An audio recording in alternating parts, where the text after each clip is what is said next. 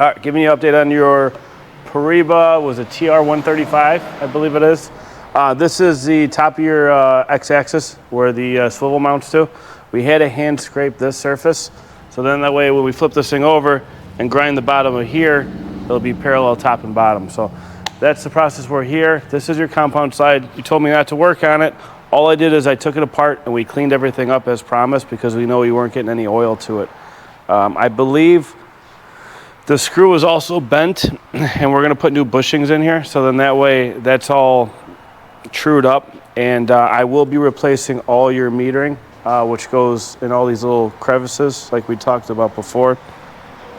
We'll probably put that back together tomorrow or something like that.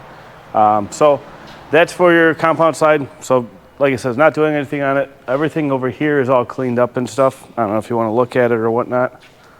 So that's all good and clean. And then over here, so we stayed the weekend and we ground all these surfaces. We even cleaned up the top of here, and we didn't get all the scoring out because I don't want to take off too much material. But this is all trued up in parallel. We ground in our weight grinder, so that came out nice. The one thing that I quoted you guys was us to replace the Turcite. Well, this machine actually has Mogulice on it, so I'm just going to put it back with Mogulice since the product's already on there. I will have to remove everything and start all over, but if we do it Mogulice, it works perfectly fine. It just needs oil, like anything else. So, but yeah, we're going to go ahead and do that.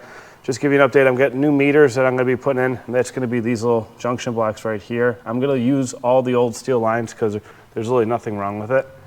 And we're going to pipe in a separate metering to this unit. The Beezer, or you had Lube USA pump that was on the outside of it.